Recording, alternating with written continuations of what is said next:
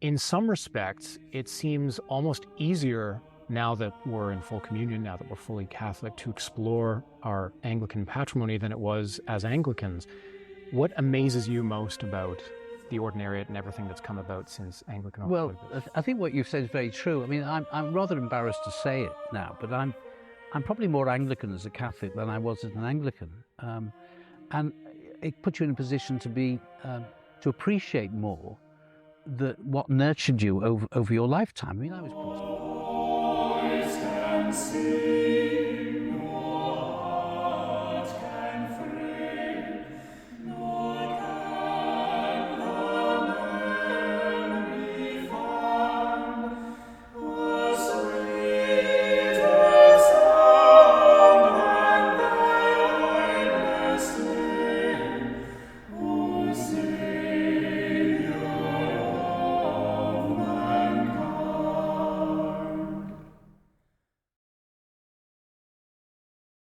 Hello, I'm Christopher Mahon with the Anglicanorum Coetibus Society, which promotes the Anglican tradition and common identity in the Catholic Church.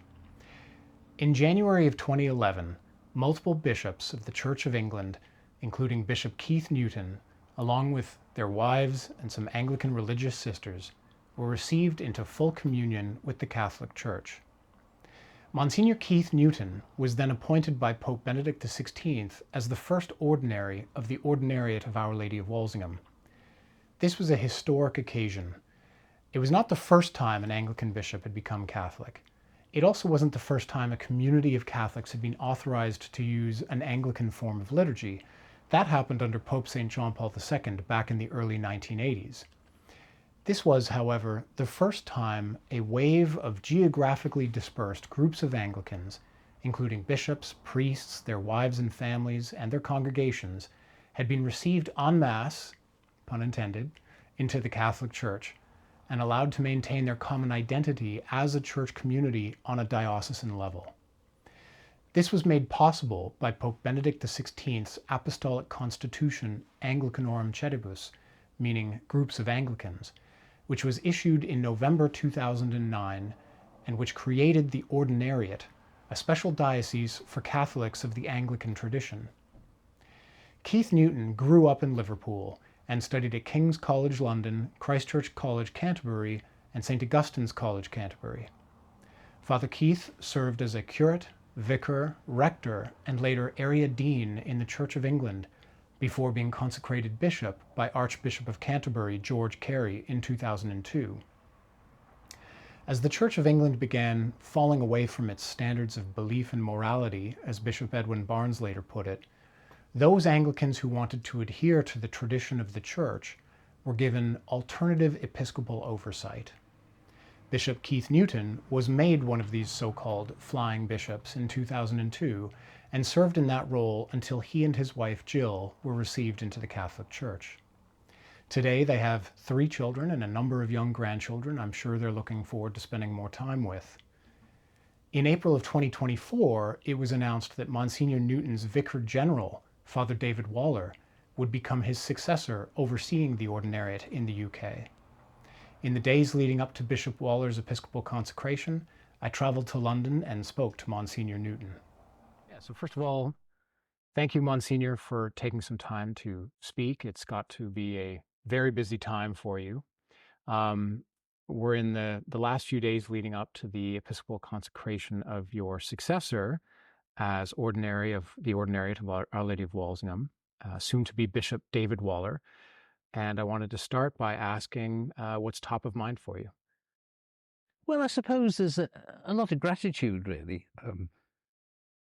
I suppose if I look back on my life, I never quite realized it would sort of work out like this, being an Anglican priest. And I can remember my first visit to Rome and seeing the Pope Paul VI, and really, from that point, really desiring and praying for unity with the Catholic Church, from the Anglican Church. And that wasn't going to work out in quite the way I imagined. So I suppose I never thought that I would end up being a Catholic prelate in that way. So I'm really grateful for the way life has led me, and I'm grateful that the Ordinariate has survived in the way. I mean, it's got a long way to go. It's very new in the history of the Catholic Church, but it's survived. We thought in the very early days, we wouldn't make ends meet, but we have. So I'm grateful for that. I'm also delighted that we've been able to appoint a man from our own presbyterate. That I think is quite significant. I mean, our governing council, who presented the Turner, and I was not part of that process. I mean, we worked out a protocol that I would not be involved because, if they want to talk about the succession, they don't want me in the room. So I was not part of that. But I know from what they've told me that they were adamant that it should be somebody who made the journey with us. I mean, I think one of the differences certainly between America and the UK is that me and what the other two bishops who were ordained with me, we brought people together as a group, really. Now, that didn't happen quite the same way in America. There were sort of individual people around who didn't all have a relationship with each other, whereas we all had a relationship with each other in 2011 and 12. So that's quite unique. And I think the fact that we've been able from our own presbyterate to allow the Holy See to elect somebody to take over from me is very positive and something to be really thankful for. The other thing in my mind is I'm not looking forward to moving house. Well, this was a historic appointment of you entrusted by Pope Benedict XVI with the pastoral care of this community. It was certainly a groundbreaking development for the church in Britain, but also would have been certainly groundbreaking for you and for your wife, Jill. And how has that experience been in its different phases, going through your personal journey into full communion, bringing the faithful with you, and then building up the community ever since? Well, as you know, I was a bishop in the Church of England. I was a provincial episcopal visitor, and after about 6 or 7 years of that, I realised it couldn't go on forever, really. And so before the Apostolic Constitution was published, I was already thinking that I'm really going to have to resign and become a Catholic priest. And I was in conversation with one or two other people, certainly another Catholic bishop, about this. So I was already, if you like, beginning to think about this. But when the Apostolic Constitution was published, obviously I thought this was an answer to prayer. I mean, this is what we'd hoped for, we'd longed for. And it wasn't, the fact that I wouldn't be a bishop was no big issue for me, because it wasn't about me as a person. It was about bringing those people who also wanted to be in communion with the Holy See, to lead them into full communion. I sometimes said to people, you have the image of the wolf and the sheep in the fold. Well, if you think the wolf's coming to get the sheep, your job as the shepherd is to get the sheep into a safer pasture. So the whole idea of the Ordinariate was an ecclesial thing, that you were taking priests and people with you, and so that was important. For me, it was an answer to prayer, and I mean, it was difficult in the early days because I was responsible as the ordinary for looking after these priests who decided to make the journey with us, and it's an exaggeration to have sleepless nights, but I did have certainly worries about it, because you've got men and their wives with families. You wanted somewhere for them to live and some money for them to live on. So that took a lot of my time and energy. For me, that wasn't difficult because I was a bishop and I was made the ordinary. It was made easy for me, so they get, eventually I had this very nice house to live in and all that. So practically it wasn't difficult for me, but I did care about the other people who were making that journey. Some of them, it was quite a struggle for a few months. But in the end, nobody's been without a house and nobody's been without some money. And I think they would all look back and say, thank God for it, really. It was the best thing they ever did. Nobody's gone back to the Church of England. Nobody's ever told me they're regretting doing it. Well, thank God indeed. Yeah. You mentioned your previous ministry as Bishop of Richborough. That particular ministry, would you say that particular ministry, it's a rather unique role? It's in some respects not territorial, it's personal, it perhaps overlaps and complements the diocesan role. Would you say that role prepared you well for being ordinary? Yeah, I think it did, in as much as my ministry was over a wide area, so it meant an awful lot of travelling and staying away from home. overnight or for weekends as I visited our particular groups. So that did prepare me quite well for the office of ordinary here, because I still do a lot of travelling and a lot of visiting people and staying with them and so forth. And also that you're a small entity. We certainly, the PEVs in the Church of England were a very small entity, and the Ordinariate is also a small entity. So that's prepared me. But there's a big difference, because when I was the Bishop of Richmond, I had no authority. I mean, it was a pastoral role to care for congregations who didn't like the direction of the Church of England over the matter of orders. But I had no authority, really, except the ones that was sort of intrinsic, that people gave me. When you become the ordinary of the ordinary, the buck stops with you, really. You know, you have the authority, you make the decisions. You're equivalent to a diocesan bishop. I mean, although I can't ordain people, and I had to get somebody to do that for me, I had the same sort of authority as a diocesan bishop. You know, I could do the same things as a diocesan bishop. So you get all the problems as well, and all the difficulties, and not just the joy. There were more sort of joyful things, I think, in the being a PEV, whereas there's as well as the joyful things, there are the problems. Well, there's a lot of new things that have come out of the Ordinariate, in addition to the new role of ordinary. The UK Ordinariate in particular has done a lot of pioneering work in the early days of the Ordinariates, including the Customary of Our Lady of Walsingham in particular, which included the publication of a number of writings from different Anglican luminaries, whether it's Lancelot Andrews or Jeremy Taylor, William Laud, Keble, Pusey. In some respects, it seems almost easier now that we're in full communion, now that we're fully Catholic, to explore our Anglican patrimony than it was as Anglicans. What amazes you most about the Ordinariate and everything that's come about since Anglicanorum Coetibus? Well, I think what you've said is very true. I mean, I'm rather embarrassed to say it now, but I'm probably more Anglican as a Catholic than I was as an Anglican, and it puts you in a position to be to appreciate more what nurtured you over your lifetime. I mean, I was brought up not in a very extreme Anglican parish. It was what used to be called Prayer Book Catholic. We had a some Eucharist on a Sunday with vestments, but there wasn't incense, there were no statues, anything like that. But I now can look back on the good things that gave me and nurtured me, and to appreciate them. So, you know, we've produced, as you said, our daily office, and that was put together by a group of our priests who worked hard on it, and I think it's been a great success. I think it's going to be in its third printing. It's not lost any money.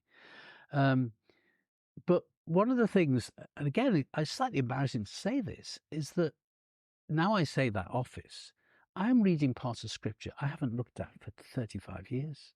Because I used the Roman office when I was an Anglican, because many Anglicans are so keen to be like the Church in Rome that they would just ape it for everything. So, I mean, from the age of 23, I said the Roman office until I was 58. So that was a big change, but you appreciate then the good things that are in that, you know, and the psalmody, of saying the psalmody in a regular pattern rather than bits and pieces of it. So I think you appreciate more what nurtured you, and that's the great thing about the Ordinariate, isn't it? It's about bringing something which is forged in the years of the Reformation here in England into the life of the full communion of the Catholic Church, as as Pope Benedict said, as a treasure to be shared. And I think it is a treasure. And I think the problem with treasures, if they're going to share them, they have to be seen and experienced, and that's one of the jobs the Ordinariate's got to do. And it's a long process, I think, because we're quite small. But when people have the opportunity to experience it, they're usually very positive. I've certainly noticed that effect as a layman as well. Certainly, when you go through that period where you're exploring the question of sacraments, full communion, and so on, your focus is on things other than the riches of your own Anglican tradition. And so, in a sense, I feel certainly that I've been freed to explore that more fully through things like the daily office and so on. When Anglicanorum Coetibus was first announced, there were some people who commented that this might change the ecumenical dynamic. Certainly it has changed some things for the better. How would you say the ecumenical scene has changed since Anglicanorum Coetibus? Well, I think it has shown the ability of the Catholic Church to open its doors and to allow traditions other than its own to enter and to become part of its Catholic life. I think what's disappointed me ecumenically is most ecumenists are not interested in the Ordinariate very much. And I think that's a disappointment. And I wonder why that is, because it seems to me that the Ordinariate is the only tangible example of the hopes expressed in the Second Vatican Council document on ecumenism. I think the danger is for many ecumenists, or the perception is that there's some sort of new church in the sky that might be formed by people all contributing to it. And that doesn't seem to me to be what the Second Vatican Council talked to. It talked about, recognizing good things in other traditions, but also wanting to bring them back into communion with the See of Rome. And that's what we've done. And therefore that should be very important. And again, the big idea over the last, I suppose, 15 years has been receptive ecumenism. And it strikes me that it may not be perfect, but the Ordinary is the only tangible example of receptive ecumenism, where good things of the tradition have been brought into the Catholic Church and can be recognized by, Catholics as something which is beautiful and good. And I'm sad that some ecumenists don't actually see that. I mean, it's a long journey. I mean, ecumenism will go on until the last day, I imagine, because it is Christ's will that we should be one. But we also had to adhere to truth as well, and be honest in our conversations with other Christian denominations. It's not about finding the lowest common denominator. But I think we always have to be open to listening and learning about other people. But it's not sufficient just to say, well, we're all the same, and we can all, as long as we do things together and we love each other. There's a danger of what I call the ecumenism of being nice. And I think sometimes you have to be honest in order to move on. But I do think that the Ordinariate does have something to say to ecumenism. But I don't think ecumenists have recognized it yet. Right. One of the interesting things to see in light of ecumenism is the receptivity of the witness of the martyrs on the part of some who are still not in full communion. Certainly the witness of the English martyrs, and in particular the great English saints Bishop John Fisher and Sir Thomas More, continues to be a great example to all of us. Is the ordination of a new bishop on their feast day this coming weekend a good reminder to us all of their example of fidelity and faith? Well, I think it is. I mean, I can remember when we started the Ordinariate. I think part of Pope Benedict's vision was that we should, rather than ignore what we were and forget that we were Anglicans, we should bring that tradition and our history into the Catholic Church. So we don't forget it, we bring it with us. But on the other hand, we've also inherited another history, which is the history of the history of the Catholic Church in England and Wales. And only last year I learned that the witness of the English Martyrs and the Welsh Martyrs and Scottish and Irish is quite unique in Europe, despite the fact that there was the Reformation certainly all over Northern Europe. It's only in these islands that this tradition of the martyrs exists, of all those men and women, lay and clergy, who gave their lives for the faith in that awful period of the church. So that is also our history, and it's an incredible witness of their faithfulness, amongst persecution. Now, we're not persecuted at the moment like that, but I think there's discrimination against Catholics if they hold traditional Catholic views about abortion, for instance. We've seen in this country already of people being arrested just for praying outside an abortion clinic, and I've been part of the March for Life in the UK, which is not as big as it is in the States, but it's growing, and the anger towards those who march is quite palpable. It's quite shocking, really. Whereas those who march, despite the fact that the awful subject, it's quite a happy day. But the anger of those people who don't like this, who object to it, who want to be pro-choice, is quite shocking, I think. So I think we're going to have a difficult time in the future if we stand up for traditional Christian values. And the martyrs are an example of those who were fidelity both to the faith that had been passed on to them and to unity with the Holy See. And I think that's a great witness. And I hope that one of the hallmarks of the Ordinary is fidelity to the Orthodox faith of the Catholic Church, and the ability to witness in what may be difficult times. We notice that positive spirit in Marches for Life all over the world, in Canada, in the States, in Britain, and everywhere else. As change continues to happen, as perhaps discrimination starts to present itself more often, as the feeling perhaps grows for some that dissenter cannot hold, whether this is a constant or not in the Christian life, in a general sense, how should Catholics in Britain feel, or anywhere in the Western world, feel about the mission of the Church in 2024? Well, I think it's very important that they're not tempted to just go along with the zeitgeist, the moral views of the majority of the people. I think the Catholic Church has always been, but more importantly now, is countercultural to the culture of truth. So it's always about faithfulness to Jesus Christ. And you read the scriptures, you read what our Lord said. He didn't tell us it was going to be easy. Just the opposite. He told us that it was about taking up the cross and being faithful. So I suspect, if we're faithful, it's going to be difficult. But also I think that probably Pope Benedict was right when he said that the church will become smaller. I think that's probably inevitable. It doesn't mean its witness won't be important and for the society.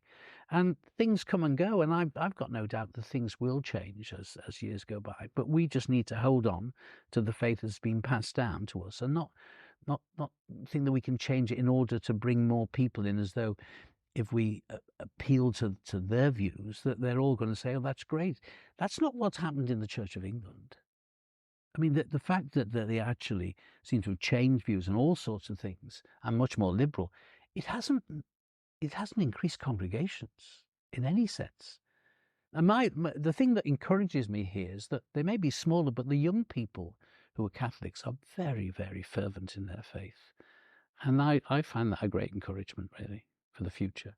There are many signs of hope out there. Yeah, and, they go to the seminaries, smaller, but there's some great men who are giving themselves for a life of service. And it's a heroic thing to be a priest, I think. I mean, for me, it's been very easy. I've been a married man, so I've got all the blessings of being married and having a family. And these people are giving up that in order to be faithful priests. And they're great people. We need to pray for them and pray for more. What's next for you and your family? Well, we're going to, after the ordination on Saturday and the Mass on Sunday morning, then I cease to have any authority at all. So I'll be the Ordinary Emeritus, I suppose, and I'll still be an Ordinariate priest, and I still will be involved with the Ordinaries, and I want to help, as you will be then, Bishop David, as much as I possibly can, and support him. So I'll be coming along to Ordinaries events. He won't get rid of me that easily, but I want to support him, and because it's really important that he, and I hope he'll be able to ring up and say, do you know what the answer to this is? Because I've done it for 13 years. So there'll be that. But then we're moving house, and that's the bit I'm not looking forward to, really. So we're moving to a place called Chippenham, which is in Wiltshire, where we've got a smaller house, and we've been to see our local parish priest, tell him we're moving in. He seems very nice, so that'll be good. And I'm sure I'll be, called to help at one or two Ordinariate groups round about that area. In fact, we just started off something in Bristol, so I've told the pastor there that, if you're looking for some supply, I can get to Bristol in the morning. That's not difficult. So I'm not. People say to you, you're giving up being a priest. No, I'm just giving up the responsibility, really. I mean, I hope I will be useful. Any final thoughts to share? No, well, just pray for our new bishop. I think that he'll need a lot of help. He'll realise it's different. It is different when you have to make the decisions. And in the end, you consult people, but in the end, you get the blame if it goes wrong, or the credit if it goes well. Yeah. Well, Monsignor, thank you for taking the time to talk, and thank you very much for your many years of service, both to the Ordinariate and to the Church. There are many, many people out there in the Ordinariate who are very grateful for your service, and we wish you all the best in the future. Thank you. Thank you very much.